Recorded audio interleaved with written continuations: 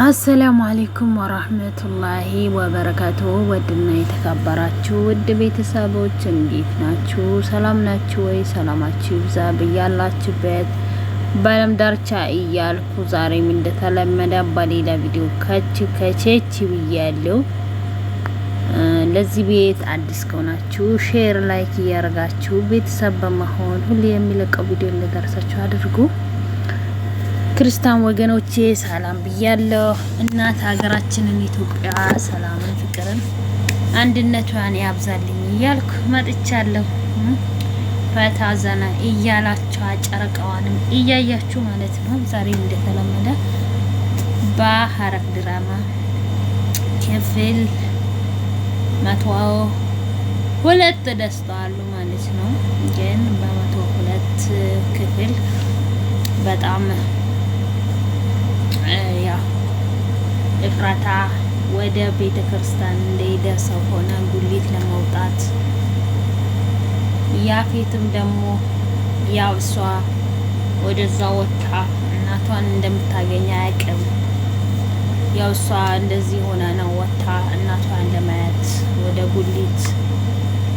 ገኒት ደግሞ ሁሌም ጉሊት ወጣ አጋጣሚ የሆነ ነገር ልትገዛም ከመጣች ልጄ ነው ያለው በማለት የልጅ ሆድ ልጅ ማለት በጣም እናት ምን ያህል ዋጋ ለልጇ እንደምትከፍል በጣም ነው። ስለዚህ ልጄ መቼ ለመቼ መታልኝ ልጄ ነው ያለው በማለት እዛ ጉሊት ላይ ነበረች። ወንድሟ ደግሞ ዳግም ደውሎላት ኤፍራታዬ እንዴት ነሽ? ሰላም ነሽ ወይ? አንቺ እናቴ እኮ እዛ ናት አንቺን ለማየት ብላ ጉሊት ትጠብቃለች። አጋጣሚ የሆነም ነገር ልትገዛ ከመጣች ብላ ነው የኔን ጉሊት የጀመረችው። እየሄደች ያለችው አንቺን ለማየት ብቻ ነው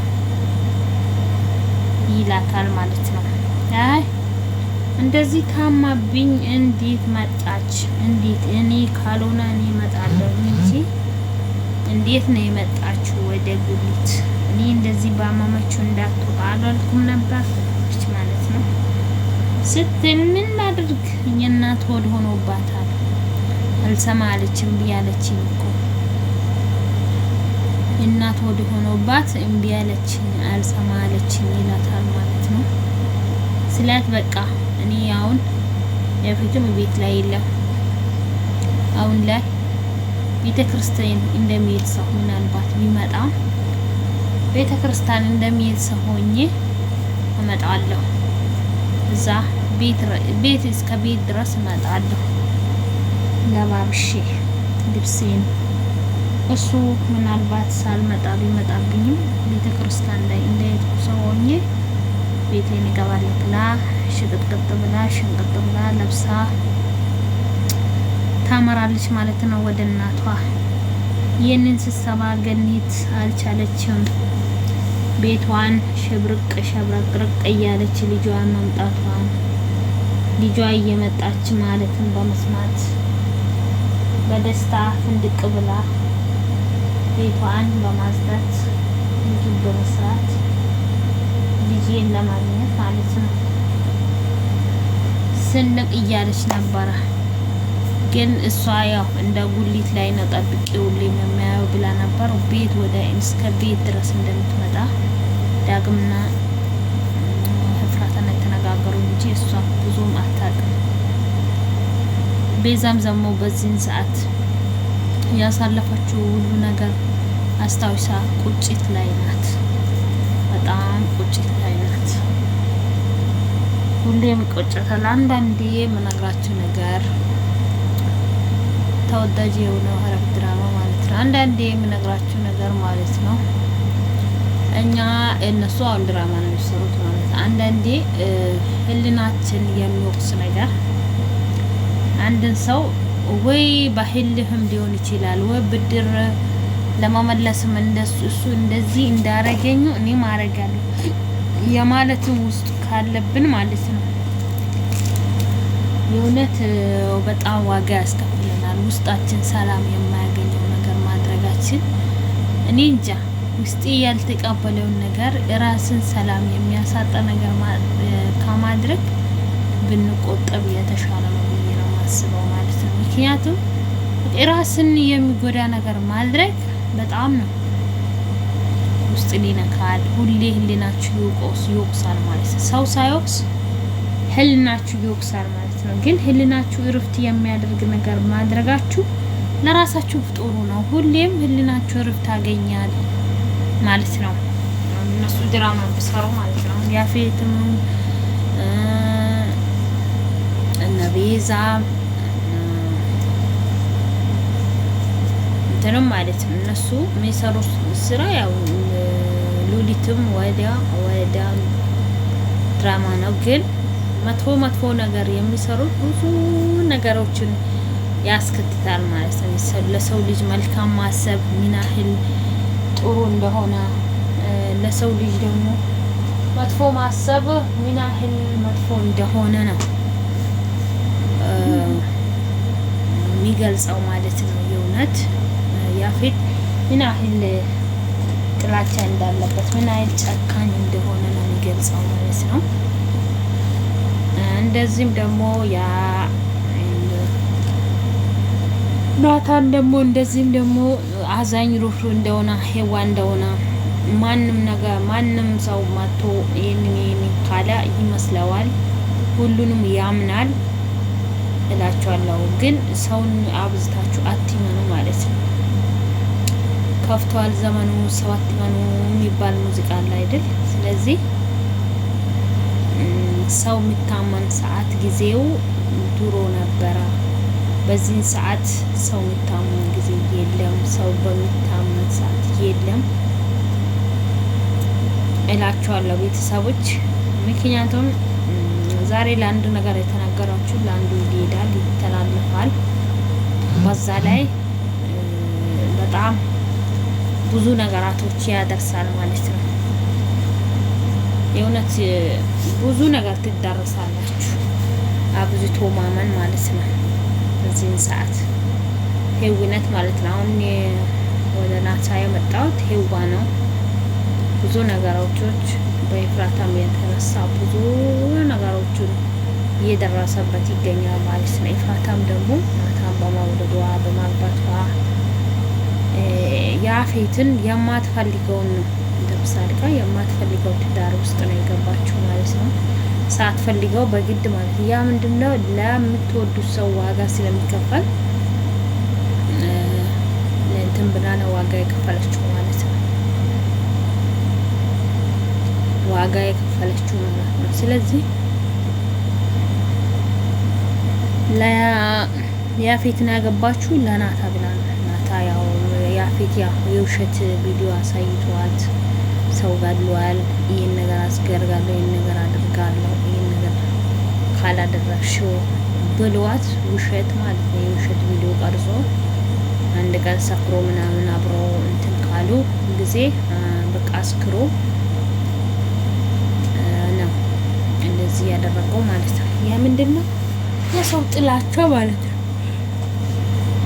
ይሄን ነገር የሚገልጽ ምንድነው ጥላቻ፣ የሰው ውስጥ መልካም አለማሰብ የሚገልጸው ማለት ነው። ለሰው ልጅ መልካምን ማሰብ መልካምን ማድረግ የሚመስል ነገር የለም። የውስጣችሁ እረፍት ያገኛል ማለት አሁን ሁሌም ቤዛ እኔ በቃ ኤፍራታን እንዲህ ያላልኳት በቃ እኔ እሷ እንደዚህ ስትለኝ እኔ እንደዚህ ሆንኩኝ እኔ በቃ እንዴት ነው እንትነው ብላ ራሷን ስትወቅስ ትኖራለች ማለት ነው። ብዙም ጊዜ ማለት ነው። ያ ምንድነው ራሳችሁን የሚወቅሳችሁ ነገር ማድረግ የለባችሁ ለማለት ነው። ህሊናችሁን የማይፈቅደው ነገር ህሊናችሁን የሚወቅስ ነገር ራሳችሁን ይጎዳል ማለት ነው።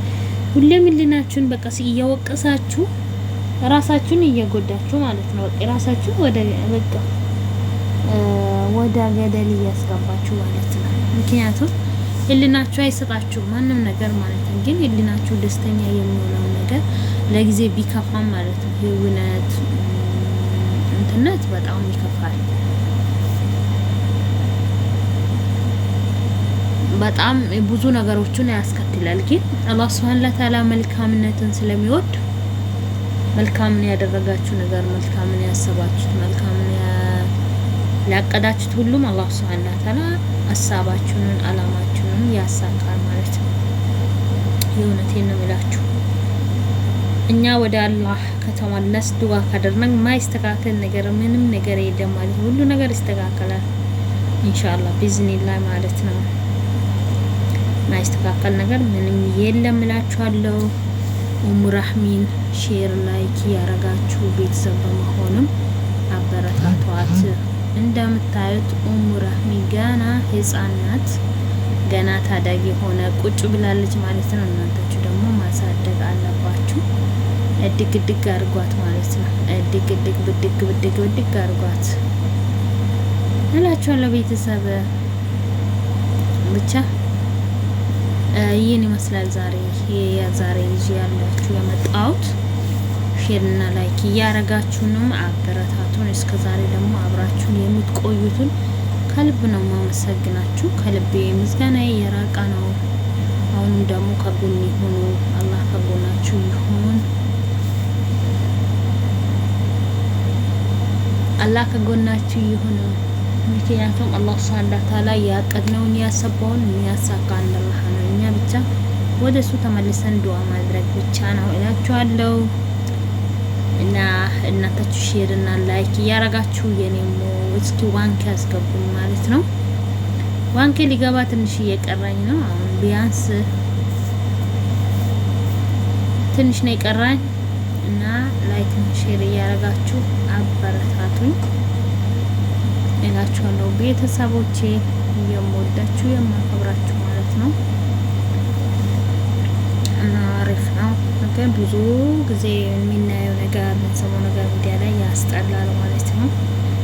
አለ የተባለ ሁሉም ለስራ በቃ ዶላሩን ስለ ጭንቅላታው ስለዘጋው በቃ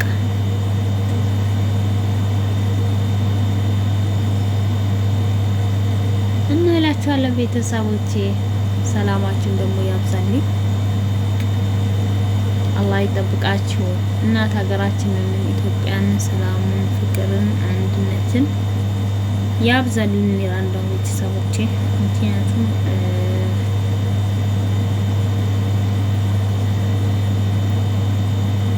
በጣም ነው የሚከብደው ማለት ነው ቤተሰብ። እናንታችሁ ላይክ ሼር እያረጋችሁ ቤተሰብ በመሆን ሁሌም የሚለቀው ቪዲዮ እንድደርሳችሁ ማድረጋችሁን አትርሱ እላለሁ። እኔ ውዶች፣ የኔ ማኛዎች አብሽሩ አብሽሩ እላለሁ ቤተሰብ። ሰላም፣ ፍቅር፣ አንድነት ለእናት ሀገራችን ኢትዮጵያ ያድርግልን ማለት ነው። ሰላም ካለ ሁሉ ነገር ቀርብ ነው። የእውነቴን ነው የምላችሁ። ዋና ሰላም ነው ለሰው ልጅ ትልቁ ሚናው ምንድነው? የሰው ልጅ ትልቁ ነገር ምንድነው? ሰላም ነው ማለት ነው። ሰላም ካለ ሁሉ ነገር አለ ማለት ነው። ሰላም ከሌለ ሁሉም ነገር የለም ማለት ነው። ስደት ዓለም ያላችሁ አላህ ሱብሓነሁ ወተዓላ ያጽናችሁ ማለት ነው። የመዳም ቅመሞቼ ጀግኖቼ ማለት ነው። እናንተችሁ ትለያላችሁ፣ ጀግና ናችሁ ማለት ነው። ጀግና ናችሁ፣ ትለያላችሁ። የመዳም ቅመሞች ማለት ነው። ወንድ ሴት በሆነበት ዘመን ላይ ያለ ነው። ሼር ላይክ ያረጋችሁ ቤተሰቡ ነው። ሰላም